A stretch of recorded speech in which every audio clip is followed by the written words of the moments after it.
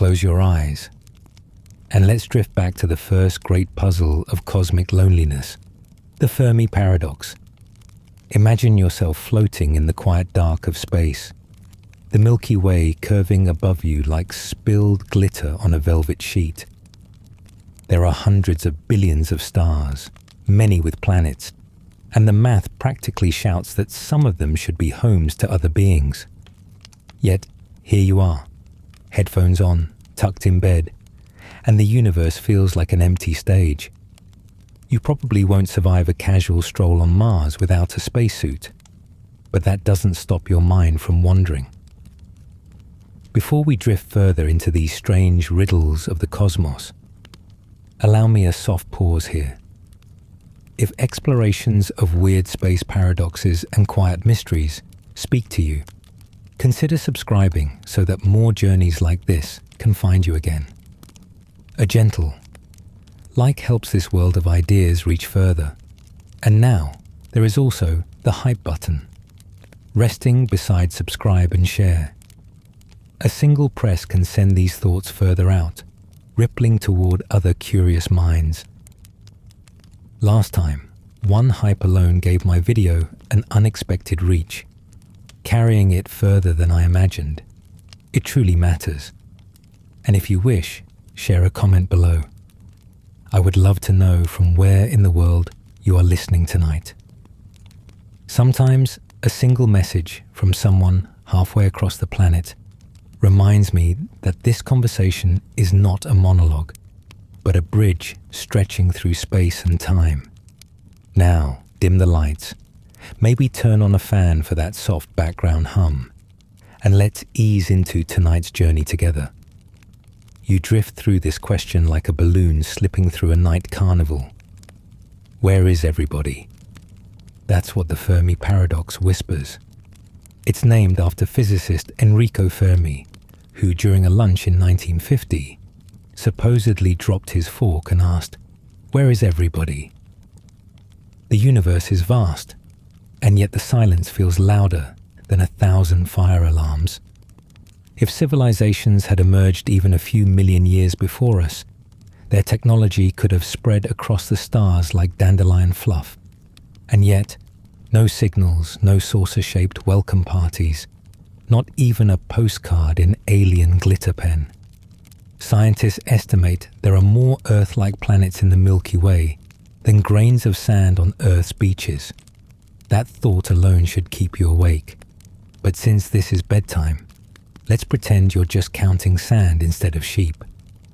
The odds scream for company, yet the silence insists we're dancing solo. A quirky tidbit sneaks in. One fringe theory says aliens are here, hiding as hyper-advanced zookeepers, watching us the way you peek at penguins behind glass.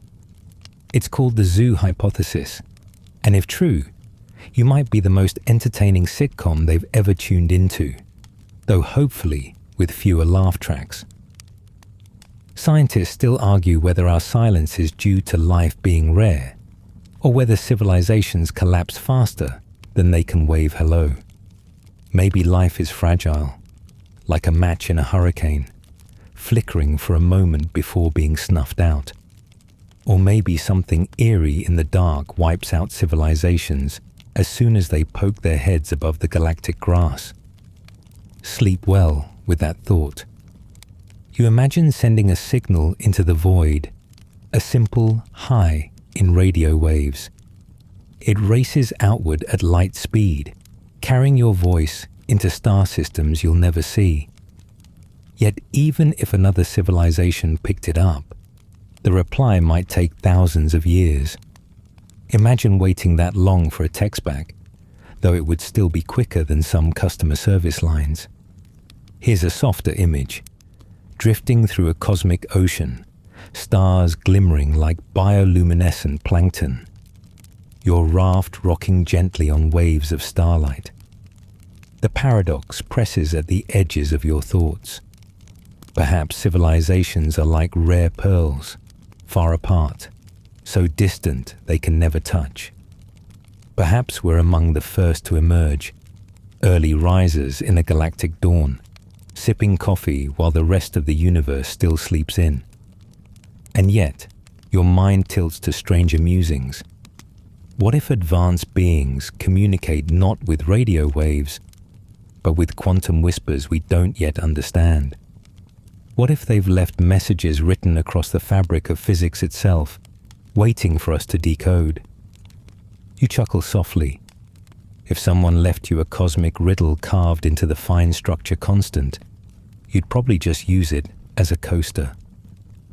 As you breathe in slowly, the Fermi Paradox morphs from a harsh mystery into something soothing, like background static you can fall asleep to. The silence of the cosmos, once intimidating, becomes a lullaby. Every unlit star is another note in a grand symphony you can't hear, but can still feel in your bones. And maybe, just maybe, the reason you don't see neighbors is that we're meant to find wonder in the quiet, to learn patience in the waiting. The paradox doesn't demand fear, it invites curiosity. And like counting sheep, or sand grains or stars, it's the endlessness of the question that calms you, more than the answer ever could. You let your mind drift gently from the silence of missing aliens to the darkness of the sky itself, which brings you face to face with Olbers Paradox. Picture yourself lying on your back in a field at night, the air cool, a cricket orchestra faint in the distance, and above you, endless darkness punctured by scattered pinpricks of light. Now here's the strange part. If the universe is infinite and filled with stars, shouldn't every single inch of the night sky glow as bright as the sun? Yet it doesn't. Instead, most of the sky is velvet black. It's almost like the cosmos dimmed the lights just for your bedtime story. The mainstream fact slips in quietly. The reason your night sky isn't a blazing wall of fire is because the universe has a history. It isn't infinitely old. Light from faraway galaxies hasn't had enough time to reach us, and the expansion of space stretches those beams into faint whispers of infrared we can't see with our eyes. The sky's darkness is less a failure of stars and more a reminder that the cosmos itself is still a work in progress. A quirky tidbit pokes through. In the 1800s, some thinkers actually suggested that maybe space was full of invisible dust that sucked up all that starlight, like some cosmic lint roller. Imagine that, an infinite, universal Swiffer cleaning up the galaxy. It's not quite right, but you have to admit, there's something soothing about imagining a giant feather duster sweeping stars from the ceiling of night.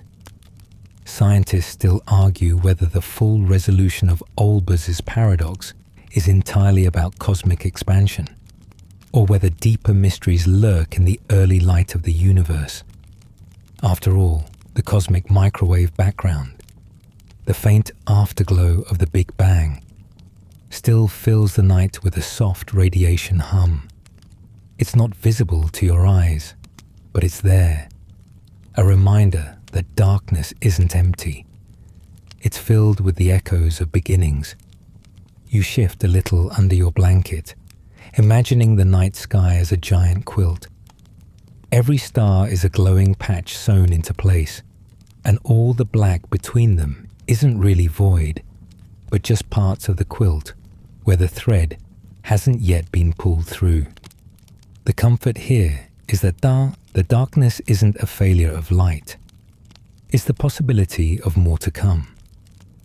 And it gets stranger when you consider perspective. If you stood inside a dense nebula, those colorful clouds you see in telescope photos, the sky would be far brighter than the one over your backyard.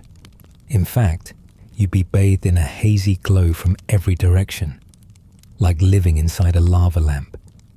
Pretty, yes, but probably not great for sleep hygiene. Still, Imagine drifting off under swirling pinks and blues, every dream lit softly from the inside out. Here's your little joke for the ride. If the sky were bright everywhere, good luck ever getting a decent night's sleep. Humanity might never have invented bedtime stories or alarm clocks. We'd just exist in a permanent cosmic spotlight, no eyelid rest possible. Honestly, Netflix would have cancelled bedtime altogether.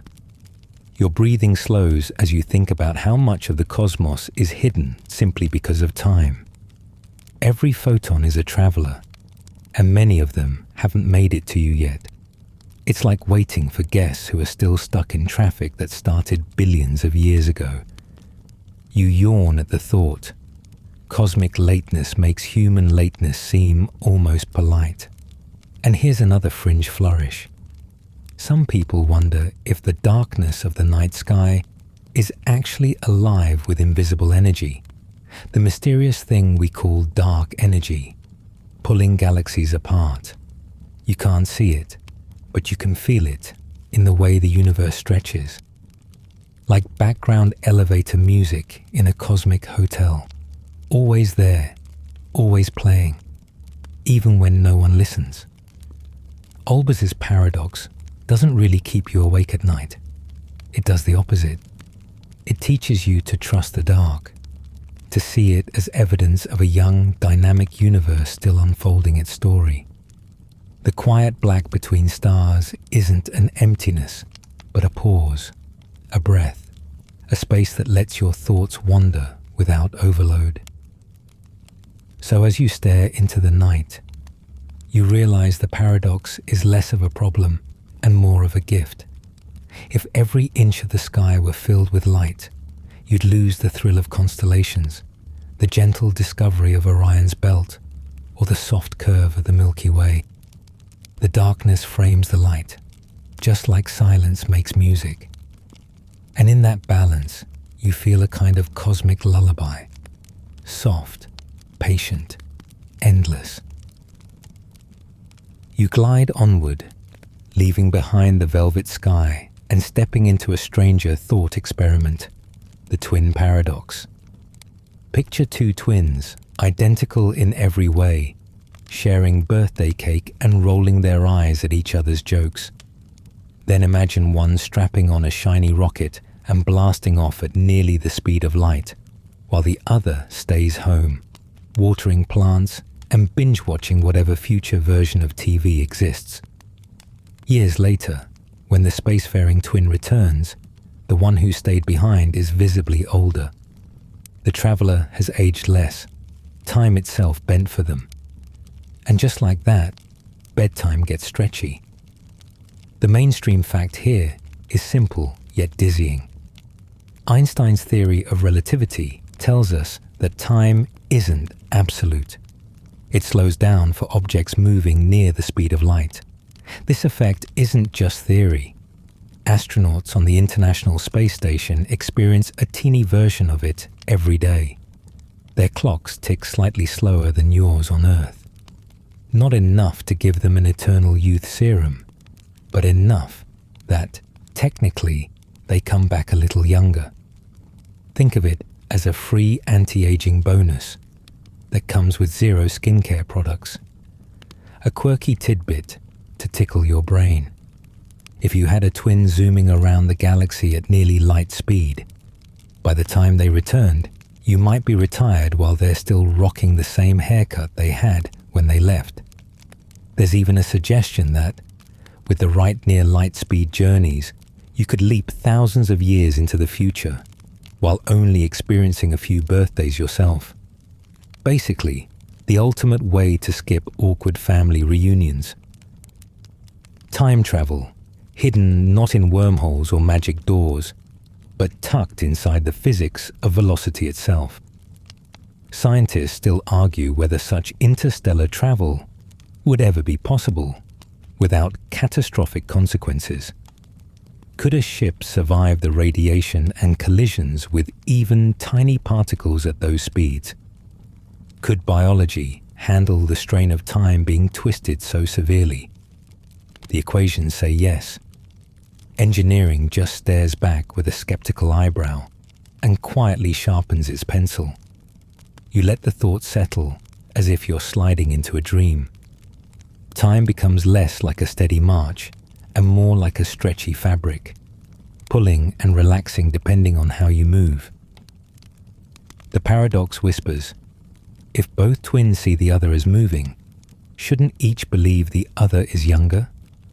That's where relativity's subtlety comes in. The spacefaring twin accelerates and decelerates, breaking the symmetry, while the Earth twin stays nestled in one frame. But as you mull this over, your brain just shrugs, because honestly, bedtime math is supposed to be easier than this. Still, the paradox gives you playful images. You picture yourself taking a nap at nearly light speed, snoozing for what feels like 20 minutes, and then waking up to find centuries gone by on Earth. You wouldn't just have missed a few calls, you'd have missed entire empires.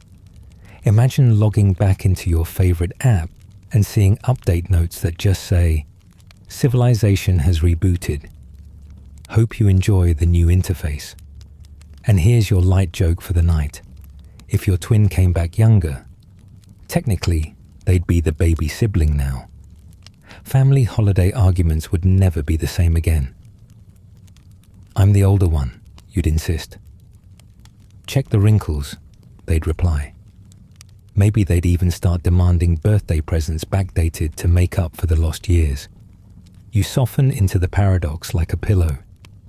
There's something strangely comforting about the idea that time isn't fixed, that you're not just a passenger on a rigid timeline, but part of a dance that shifts depending on how you move.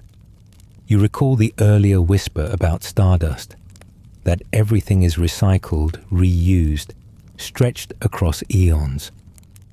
The twin paradox fits right in, showing that even your personal story bends with motion, that even identity is stitched into the fabric of relativity. And the more you think about it, the more dreamlike it becomes. If time is relative, then your memories, your experiences, even the rhythm of your heartbeat are woven into a flexible tapestry, not locked into rigid seconds. The paradox doesn't scare you. It rocks you gently, telling you that time is playful, not punishing. It hints that perhaps tomorrow itself is less a certainty and more a shape, waiting to be sculpted by movement. So as you float here between the twins, one aging faster, one slower, you realize the real bedtime gift. You don't need to solve the paradox. You just need to rest in it, like sinking into a hammock that sways differently depending on which way you nudge. Time passes whether you notice or not, and sometimes letting go of the ticking is the most peaceful thing of all. And maybe, just maybe, when you wake, you'll find that time itself has bent kindly around your dreams. You slide from the softness of warped time into something far heavier, literally. The black hole.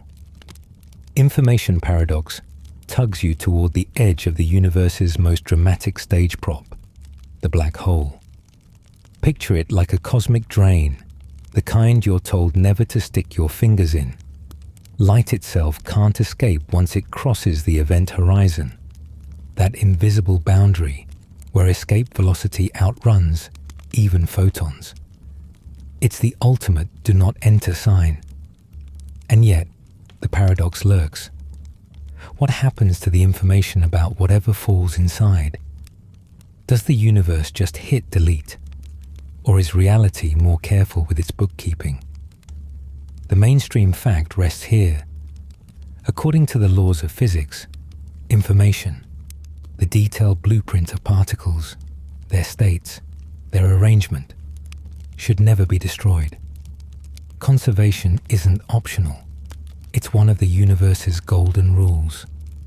Burn a book, and while the pages vanish, the ink, paper molecules, and energy scatter in ways that still preserve the information, at least in principle. But drop that book into a black hole. Physics frowns, crosses its arms and mutters, "Now what?" A quirky tidbit brightens the dark.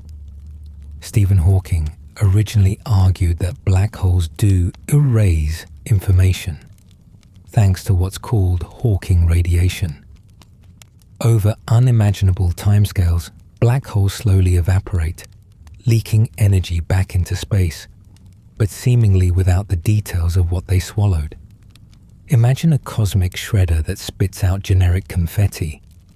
Yet some physicists quip that the information might be smeared on the event horizon itself, like an interstellar sticky note.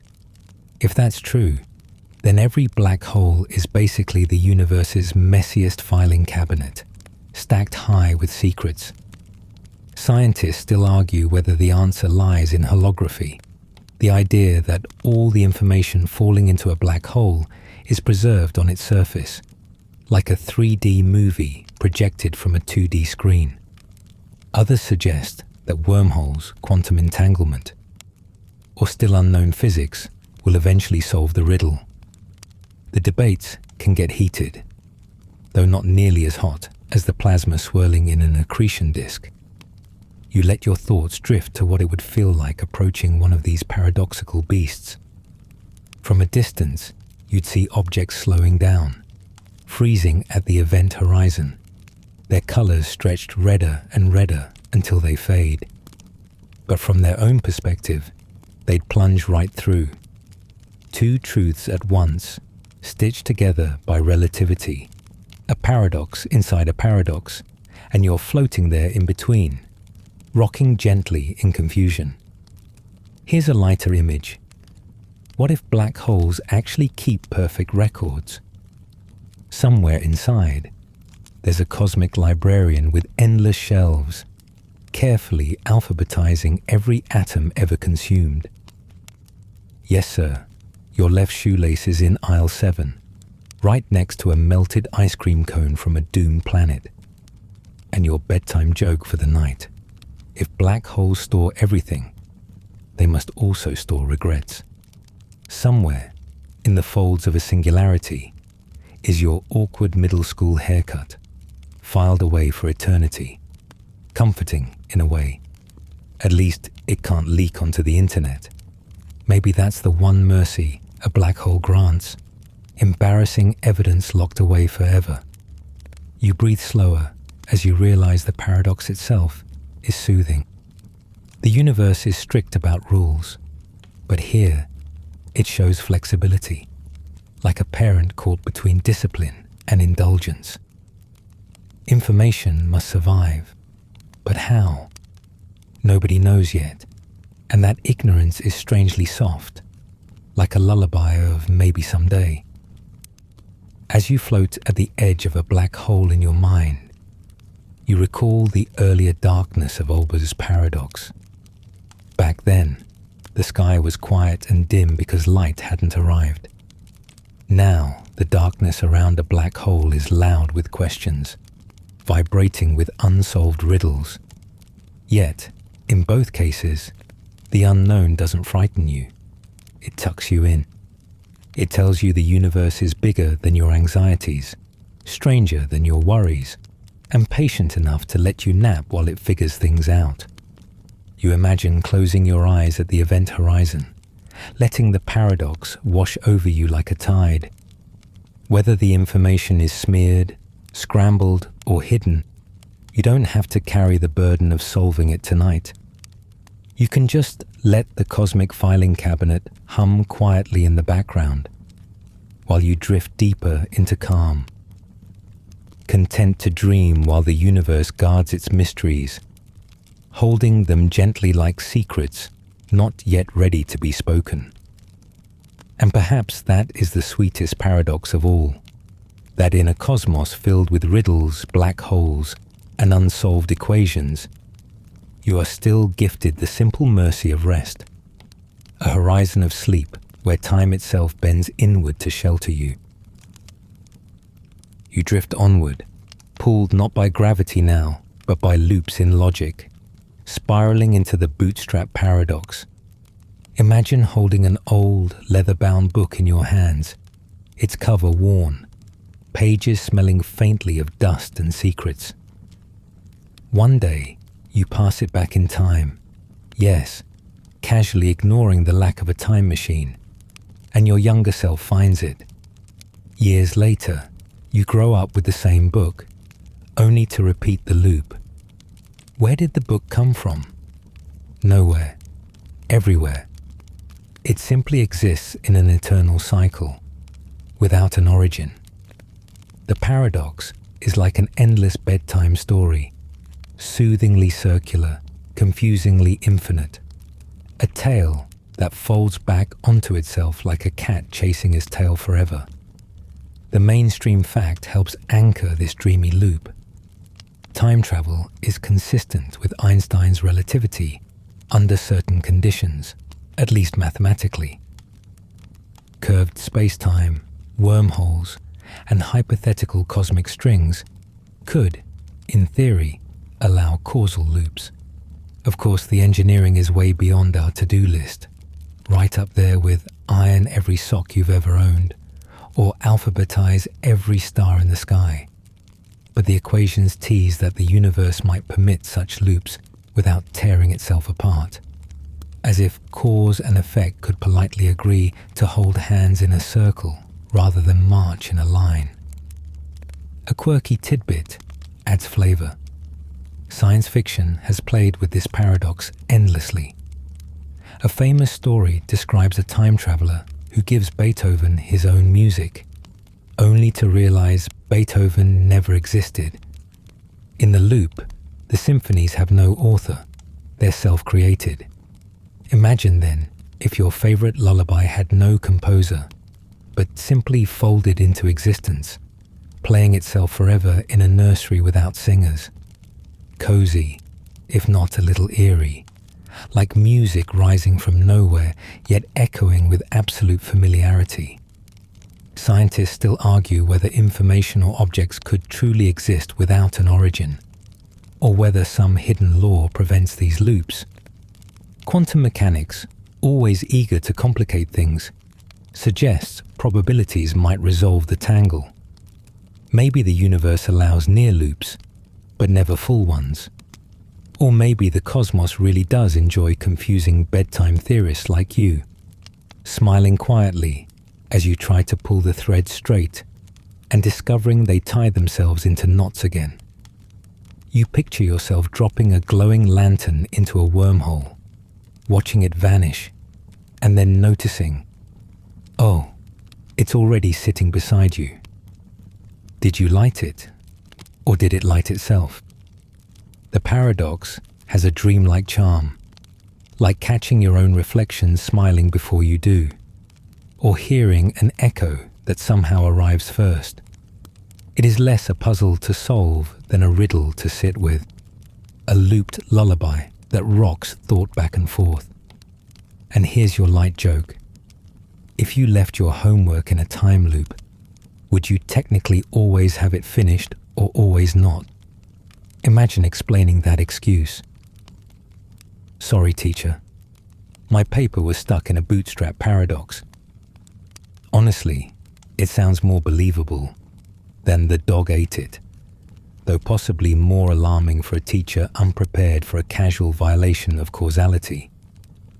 The paradox is nicknamed after the idea of pulling yourself up by your own bootstraps, a phrase that originally described an impossible task. But here, impossibility twists into possibility, then back again, like rocking between wakefulness and sleep. The universe shrugs. Maybe cause and effect aren't as strict as we think. Maybe they're as flexible as time was in the twins' rocket, stretching and bending to fit circumstances rather than locking into one rigid track. You let the loop soothe you. Instead of demanding an answer, you imagine stories that exist simply because they do, like a lullaby hummed by no one, yet still filling the air, or a dream that you step into, only to find yourself already dreaming. There's comfort in the cycle, The way a rocking chair feels steady, no matter which way it sways, offering motion and stillness at once. And perhaps, just perhaps, your life already brushes against little bootstrap moments. A phrase that inspires you, though you can't remember who said it. A melody stuck in your head, origin unknown. A dream image you can't place, yet it guides you still. Not everything has a clean beginning. Some things, like stories, just are, hovering in memory like lanterns that seem to light themselves.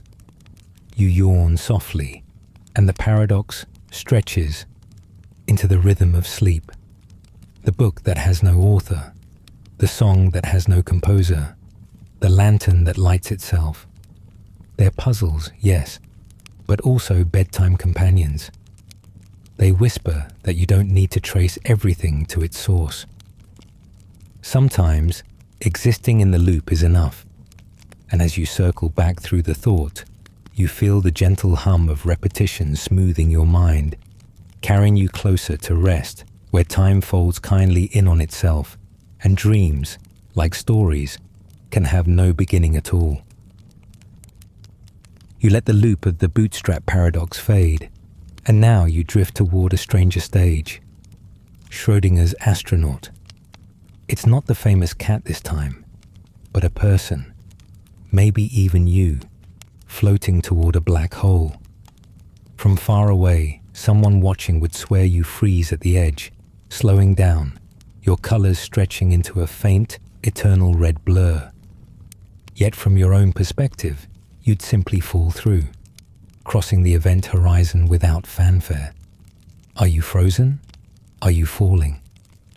The paradox shrugs and says, both without apology, as if reality has no need to choose. Here's the mainstream fact to keep you grounded.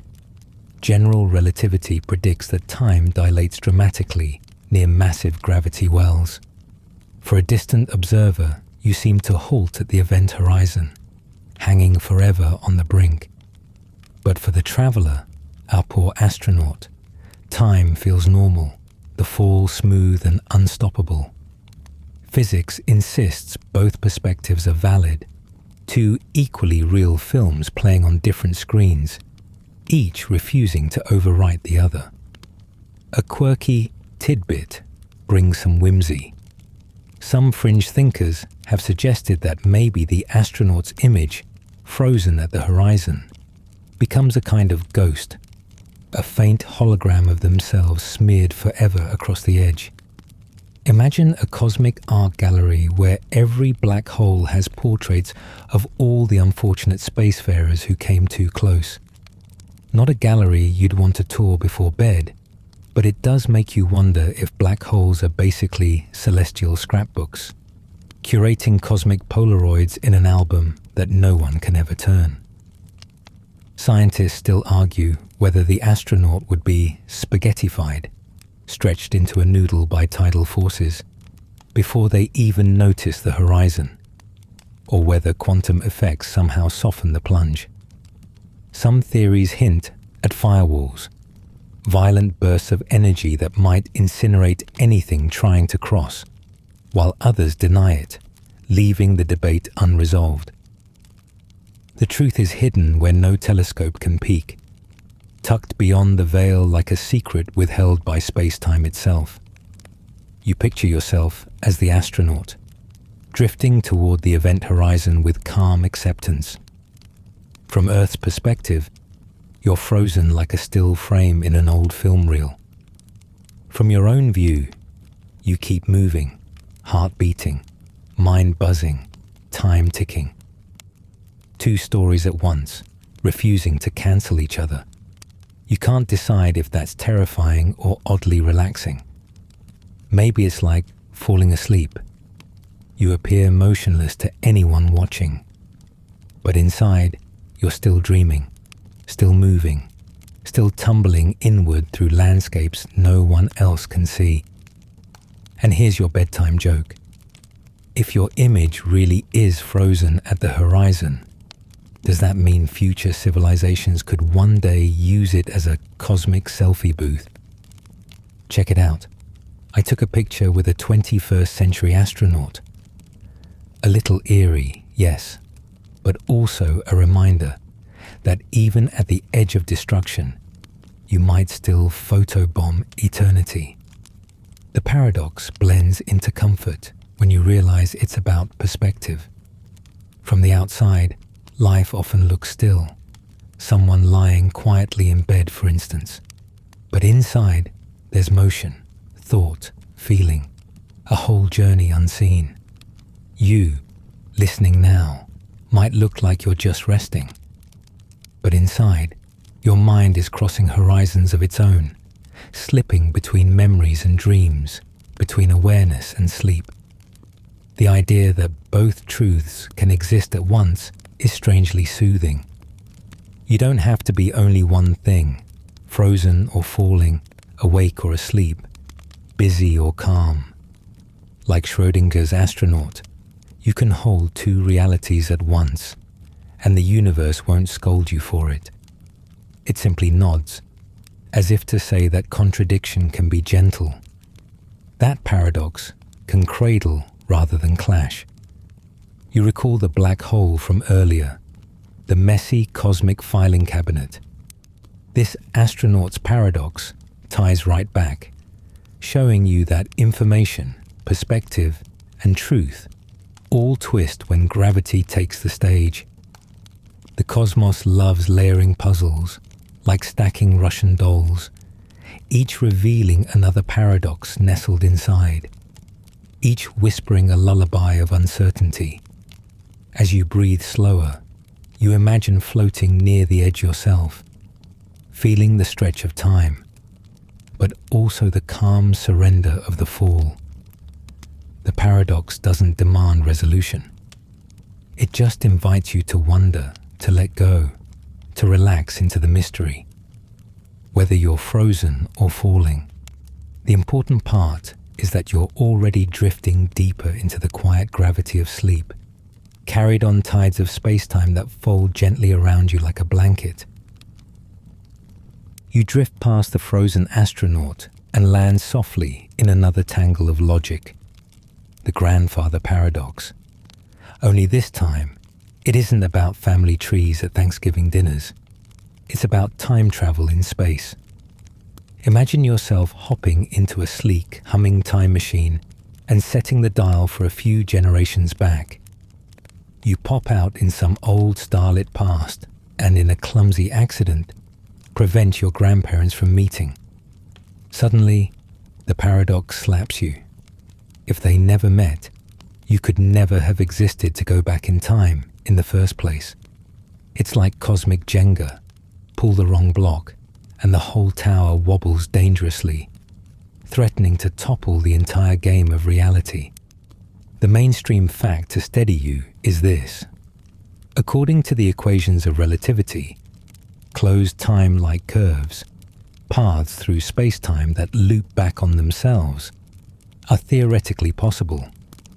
Wormholes, cosmic strings, or rotating universes could, at least on paper, make time travel viable. The problem is, those same equations open the door to paradoxes like this one, where cause and effect get scrambled like a badly mixed deck of cards. You can almost hear the universe muttering, "Shuffle better next time," as events fall out of sequence.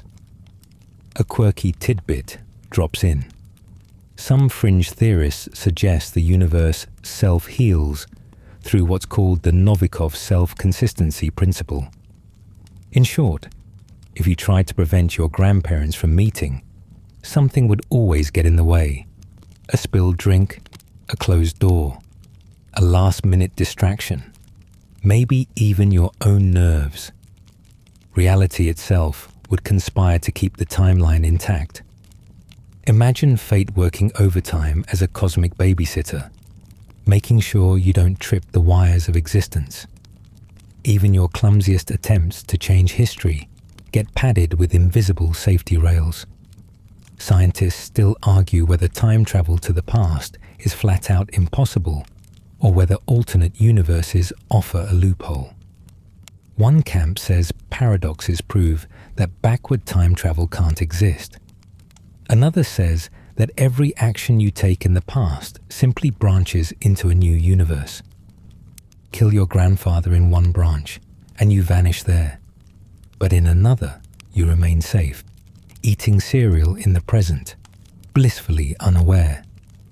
Both ideas keep physicists up at night, which is fitting since you're supposed to be falling asleep while pondering them.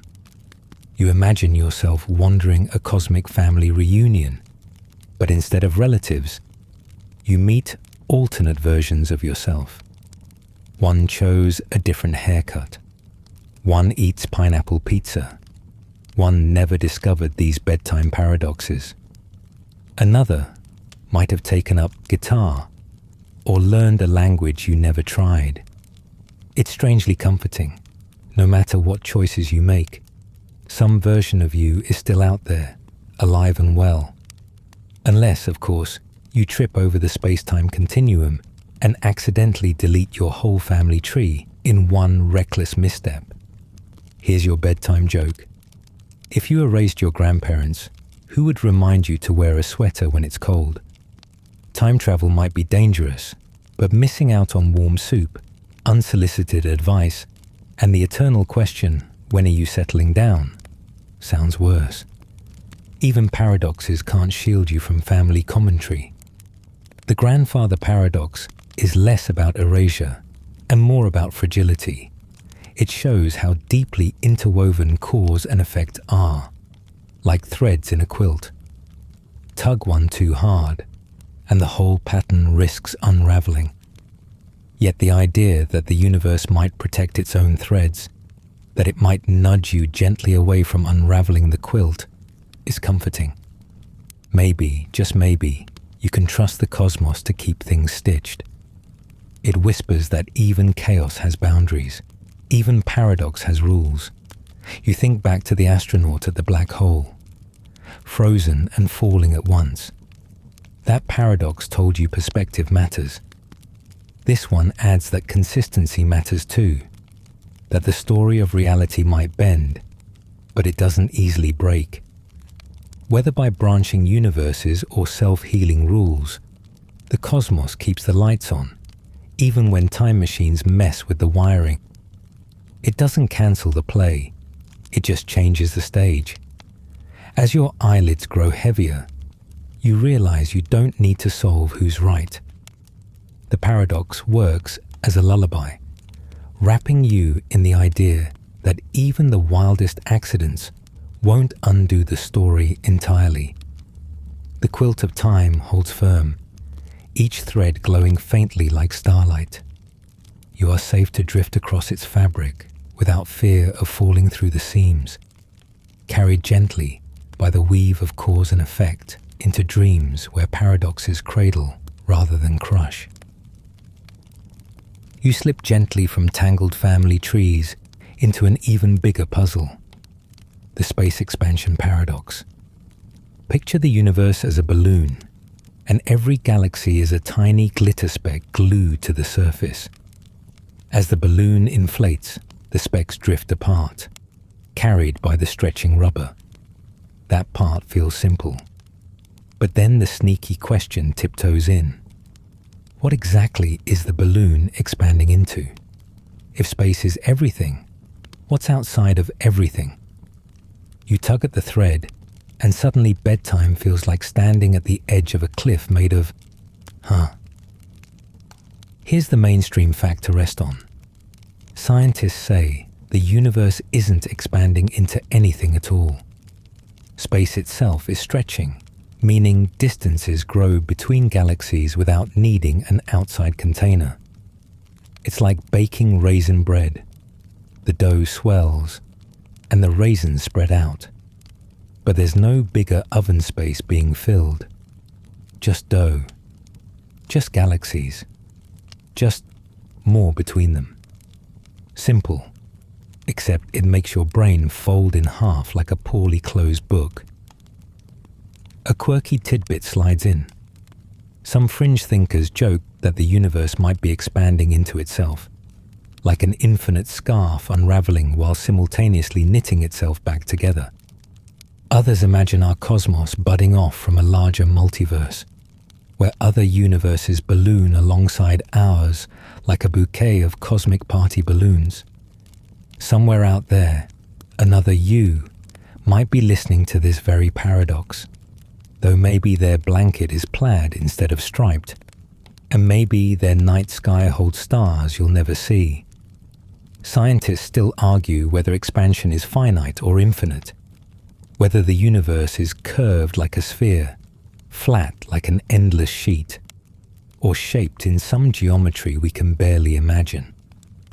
Is space finite but unbounded, like the surface of a globe? Or truly infinite, stretching forever, never looping back? Observations lean toward flatness, but the debate still drifts, unresolved. Even the smartest telescopes and equations shrug at the edges of the cosmos, as if the universe itself prefers to keep the answer tucked away.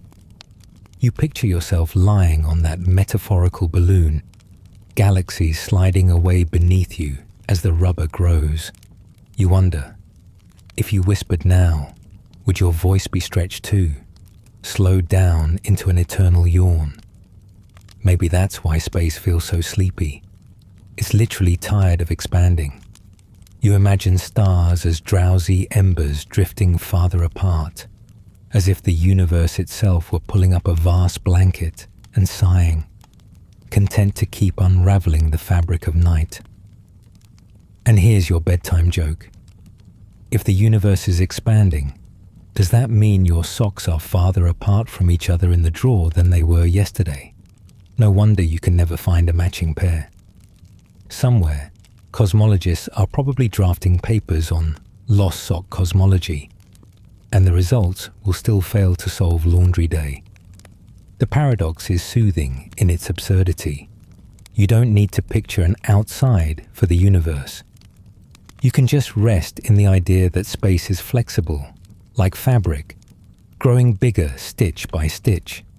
It reminds you of the quilt we stitched together back in the grandfather paradox, the one the universe keeps whole. Now that quilt isn't just holding firm, it's stretching, expanding, making more room for dreams, widening its seams so that new patches, new stories, new galaxies, maybe even new beginnings, can find a place and glow softly in the pattern. And you remember the darkness of Olbers Paradox. The reason the night sky isn't ablaze is that the universe has a history. It hasn't stretched enough yet to fill your eyes with light. The expansion paradox ties right back, whispering, growth is slow, patient, steady, just like sleep. The dark sky above is not a failure of stars, but a promise that more of them are waiting, just out of reach, like lullabies not yet sung. As your breathing deepens, you imagine galaxies drifting apart like glowing lanterns on a dark pond, carried gently by currents you can't see. No one asks what the water expands into. It just flows, rippling wider, shimmering in silence.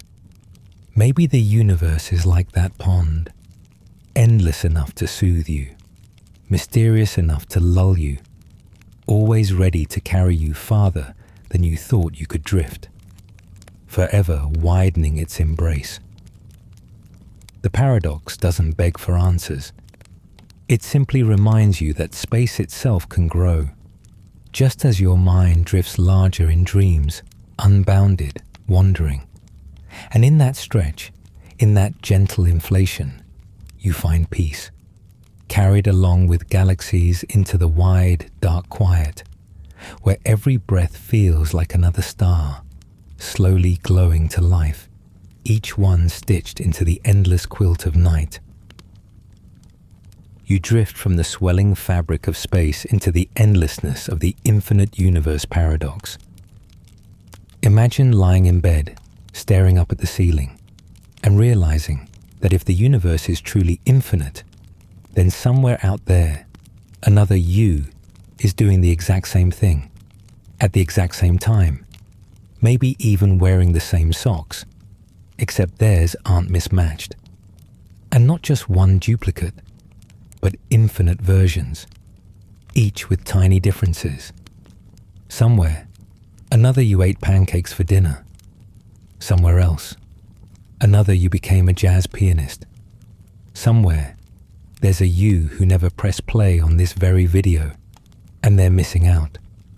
Somewhere, one of you is already asleep, while another lies wide awake, eyes tracing the dark. Here's the mainstream fact. If space is infinite and matter is distributed more or less evenly, then combinations of particles will eventually repeat. It's not guaranteed in the next galaxy over, but given infinite rolls of the cosmic dice, the odds say duplicates, exact or near exact, must exist. It's statistics written across eternity, like an endless spreadsheet the cosmos insists on filling in, row after row, cell after cell, until every possibility is accounted for. A quirky tidbit brightens the idea. Some cosmologists casually suggest your nearest twin self could be only 10 to the power of 10 to the power of 28 meters away. That's a number so absurdly large you couldn't write it down without breaking every whiteboard in the world. Yet in cosmic terms, it's still nearby. Imagine shouting across that distance, "Hey, other me, how's bedtime?" and waiting longer than the age of the universe for the echo. By the time it returned, whole civilizations might have risen and fallen, galaxies drifted apart, and still the sound would be crawling across the dark. Scientists still argue whether infinity is real or just a useful abstraction. The observable universe is finite after all, limited by the speed of light and cosmic expansion. Beyond that horizon, we can only guess. Is it truly endless, or does it curve back on itself like a cosmic Pac-Man map? Maybe if you traveled far enough, you'd loop around and bump into yourself again, like a character in a game stumbling into their own trail. The debate lingers, unresolved, like a lullaby stuck on repeat. You let your mind wander into this paradox, picturing infinite earths, infinite skies, infinite bedrooms. You realize that in one version, you fell asleep 10 minutes ago. In another, you're still wide awake, worrying about tomorrow. In another, you've already solved every paradox tonight and written them down in a notebook, neat as constellations. All of them are you, and none of them are. Threads spun from the same loom, but patterned in different ways. Here's your bedtime joke. If infinite versions of you exist, one of them finally remembered to water the plants. Another one is still letting the cactus struggle. Somewhere, a version of you has become a legendary gardener, while another has killed even the hardiest succulent. At least in some universe, you're the responsible roommate, and in another, you're blissfully free of houseplants altogether. The infinite universe paradox folds into comfort because it means you're never alone. Even if aliens are silent, even if the night sky is dark, even if black holes swallow information, somewhere, infinite yous are drifting through it too. It's like having the world's biggest, strangest family, one you'll never meet, but who share your quirks, your fears, your laughter. You are both singular and multiplied, a lone note and a chorus at once. You think back to the twins, one aging faster, one slower. Time bent them apart, but infinity ensures they reappear again in other timelines, other choices. The paradox weaves continuity where separation once felt sharp. What is lost in one story is recovered in another. What ends in one strand continues elsewhere, like echoes chasing each other across endless halls. Your breathing softens as you imagine infinite possibilities tucked into the folds of the cosmos. Somewhere, there's a you who figured out how to play guitar perfectly. Somewhere else, there's a you who's mastered the art of sleep without needing bedtime stories. Another version of you might be gazing out at stars we cannot see, or walking under skies painted with different constellations. But here, in this branch, you simply rest, knowing that even your smallest choices ripple outward into endless versions of yourself, scattering like sparks across eternity. The paradox doesn't demand proof tonight.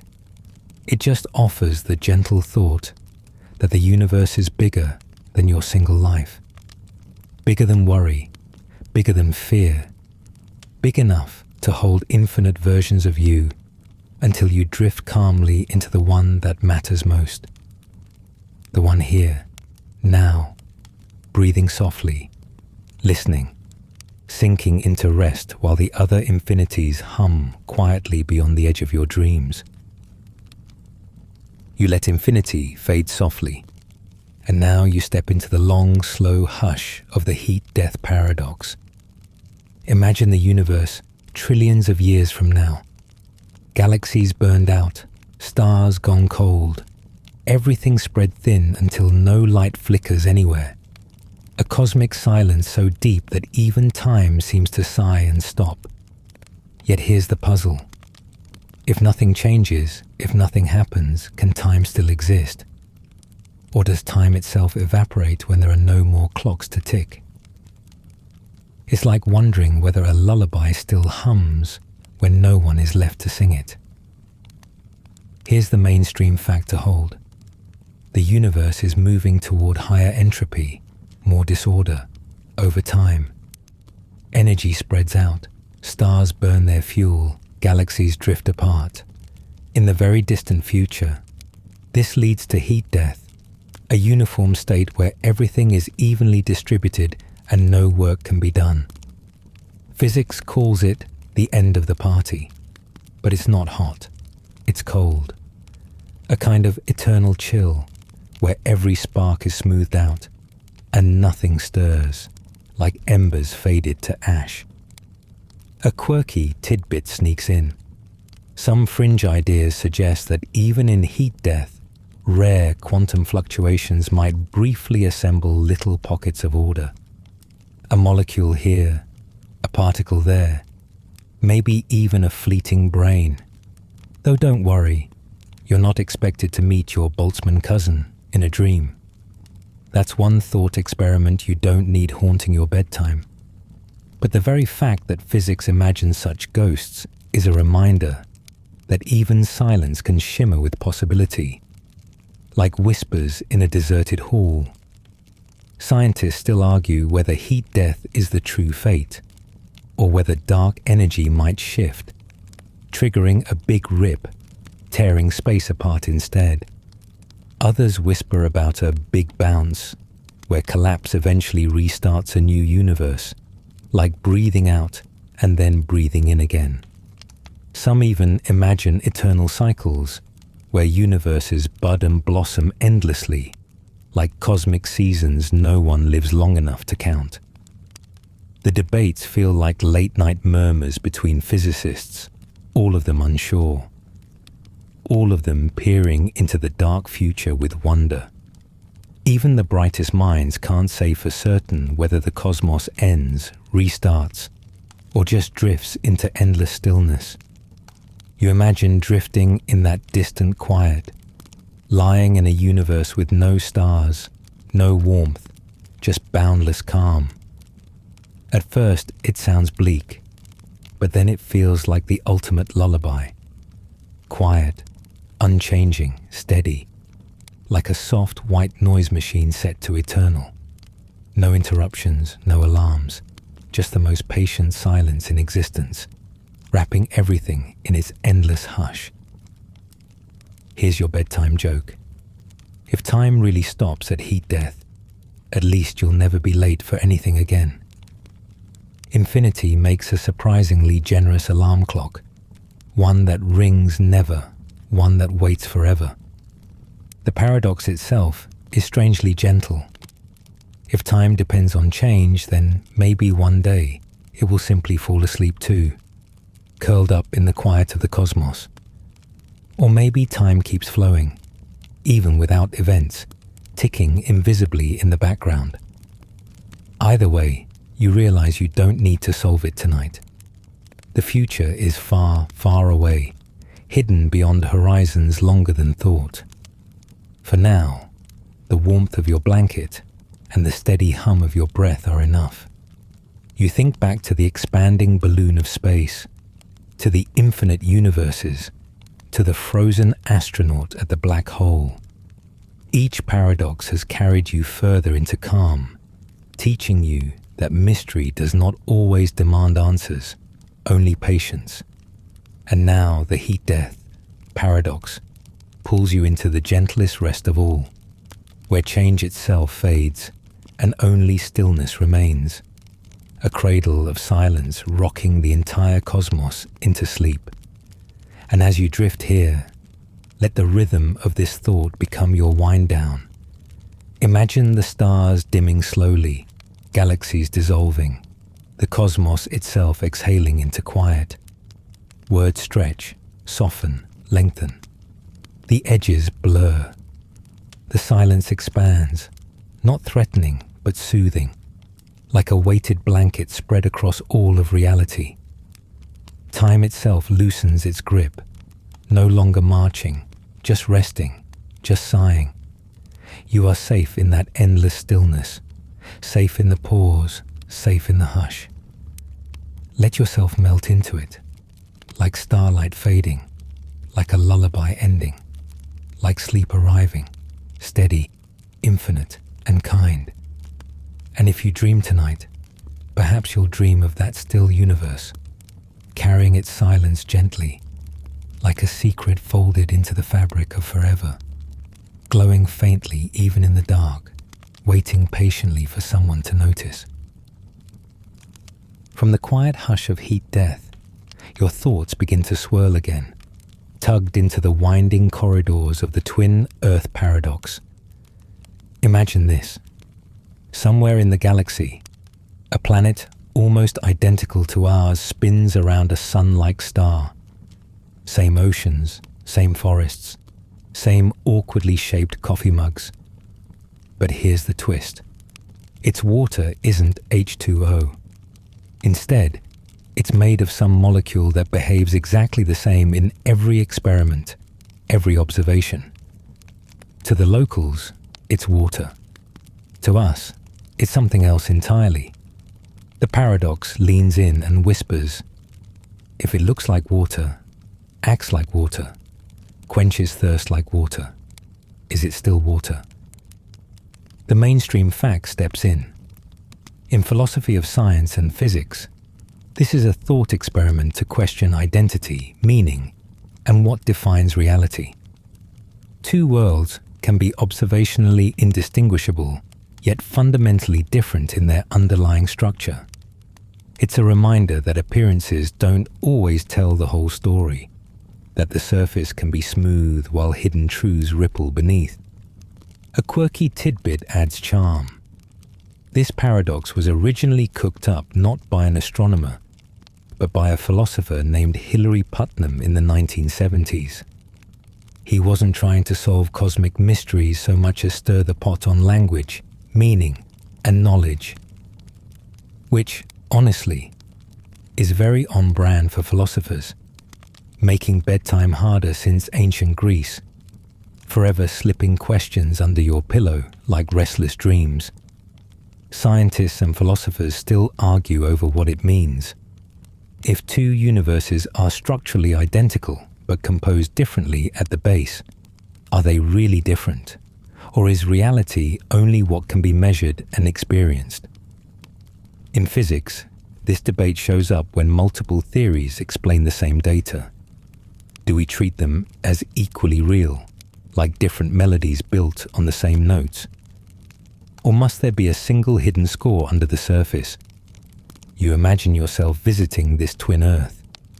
You scoop a glass of their not quite water, drink it, and it tastes exactly the same. You fill a hot bath with it, steam curling into the air, and it feels no different. Yet the molecules swimming around you aren't the ones you know. Would you notice? Would you care? The paradox giggles softly. Maybe knowledge itself is slippery. Maybe reality is a trick of perspective, shaped more by comfort than by chemistry. You picture standing at the edge of a twin Earth ocean, waves tumbling against your ankles, salt on your lips identical to home. Clouds burst above, releasing showers that soak your hair, and every raindrop is alien, yet utterly familiar. And here's your bedtime joke. If you ordered sparkling water on Twin Earth, would it still taste slightly disappointing? Or would their version finally live up to the menu hype? The paradox soothes you when you realize it's about acceptance. Not every hidden truth has to be uncovered for life to feel whole. You don't need to know whether the water you drink is the exact H2O of Earth or some twin Earth cousin. What matters is that it cools you, refreshes you, keeps you alive. And maybe, just maybe, it reminds you that searching forever for the truest label can distract from the simple joy of the sip itself. Labels are helpful, but experience is richer, like calling a lullaby by name versus hearing its melody. The name matters less than the comfort it brings. You remember the duplicates from the infinite universe paradox, endless versions of you across space. Now, Twin Earth adds another layer. Endless versions of reality itself, similar yet subtly different. Together, they weave a gentle lesson. Don't overstrain to find the realest truth. Sometimes experience is truth enough, and the universe is kindest when it lets you rest inside that simplicity. As you breathe in and out, you imagine holding two glasses, one from Earth, one from Twin Earth, indistinguishable in your hands. You sip slowly, eyes closing, and the distinction melts away like ripples fading on a pond. The paradox rocks you gently. Whether the glass is filled with H2O or XYZO, it doesn't matter. It's water enough to quench your thirst, dream enough to soothe your mind, and mystery enough to lull you toward sleep. The thought lingers like the aftertaste of cool water, stretching out across your mind until even the question dissolves. Twin Earth's ocean keeps lapping softly in the background of your imagination, and you float there, unbothered by labels, carried toward the horizon of rest, where the waves fold into dreams, and dreams themselves shimmer like reflections too delicate to name. You set down your Twin Earth glass, still cool in your hand, and drift into the heart of another riddle, the dark energy paradox. Imagine space itself not as empty, but as a restless fabric constantly tugging outward, faster and faster, as though the universe can't stop stretching its arms. Galaxies aren't just coasting apart, they're accelerating away, like party balloons tied to rockets. But here's the paradox. What is this mysterious push? And why is nothing acting like something? The mainstream fact steadies you. Dark energy makes up about 70% of the universe's total energy content, and it's driving cosmic acceleration. Astronomers uncovered this surprise in the late 1990s while studying distant supernovae. They expected gravity to slow expansion down, but instead, they found it speeding up. The cosmos, it turned out, had a hidden booster hiding in plain sight. Since then, evidence has come from multiple sources: the cosmic microwave background, subtle ripples in galaxy clustering, delicate surveys of large-scale structure, all pointing to the same baffling conclusion. The universe is not just expanding, it's accelerating. A quirky tidbit lightens the weight. Some scientists have called dark energy the most expensive mistake we never corrected. Why? Because Einstein once introduced a fudge factor called the cosmological constant to keep the universe static, then abandoned it when evidence showed expansion. Decades later, that very constant, or something hauntingly similar, seems to describe dark energy after all. It's as if the universe smirked and said, "Nice try, Einstein, but you were closer than you thought." Scientists still argue fiercely about the true nature of dark energy. Is it a constant property of space itself, woven into the very geometry of the cosmos? A dynamic field, sometimes called quintessence, that evolves over time? A signal that general relativity, Einstein's proudest theory, needs a cosmic upgrade?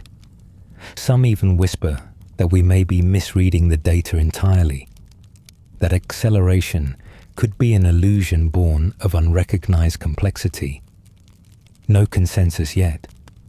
Only late-night debates echoing like lullabies from observatories scattered under the stars. You imagine space as a stretchy fabric beneath your blanket. Each breath you take pulls the fibers wider, little galaxies sliding farther apart. At first, it feels lonely, but then you realize the expansion creates room. More space to drift, more room for starlight, more space to dream. Expansion is not emptiness. It's an invitation, a gentle widening of the cosmic cradle. And here's your bedtime joke. If dark energy keeps expanding everything, does that mean your bed is technically getting farther from the fridge? Cosmic injustice at its finest, though maybe the extra steps balance out the midnight snack. The paradox soothes when you think of it not as a threat, but as a kind of background rhythm. Dark energy isn't loud or chaotic.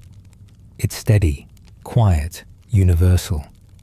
Like the hum of your fan, the pulse of your breathing, the subtle push that cradles galaxies apart while you rest.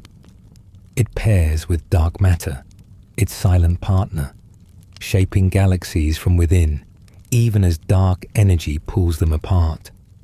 The cosmos is a duet, one binding, one loosening, together creating the rhythm of the stars. You think back to the heat-death paradox, where entropy spread everything into silence. Dark energy ties directly into that story. It's the accelerant, the patient hand guiding the expansion toward its long, slow future.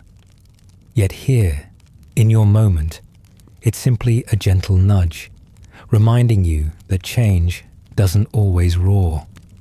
Sometimes it drifts. Sometimes it pulls softly, like a tide you barely feel until you notice the shoreline has shifted. As your eyes grow heavier, you imagine galaxies floating away like lanterns on a vast river. The river widens, carrying them apart, yet you remain calm, rocking on its surface. Each lantern drifts into the dark, not lost, but part of a larger pattern too vast to hold all at once. Some glow brighter, some fade, but all are carried by the same unseen current. Dark energy's paradox is unsolved, but it is also serene. An invisible lullaby written into the fabric of the cosmos. A reminder that even the mysteries that stretch us thin can cradle us at night. You close your eyes and let the thought expand with you. The universe is not shrinking in on itself, not collapsing in fear, but growing wider, offering more room for stars, for galaxies, and for dreams.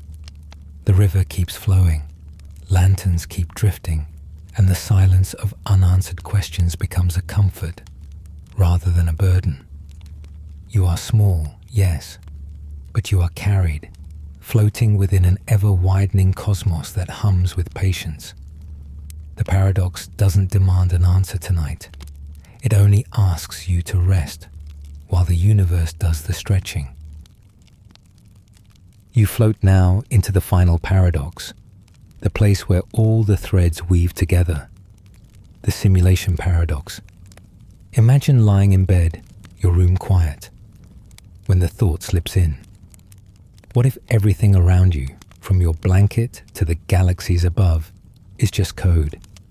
What if reality itself is a program, and you're a character in someone else's cosmic computer? The paradox is this: if we were in a simulation, could we ever truly know?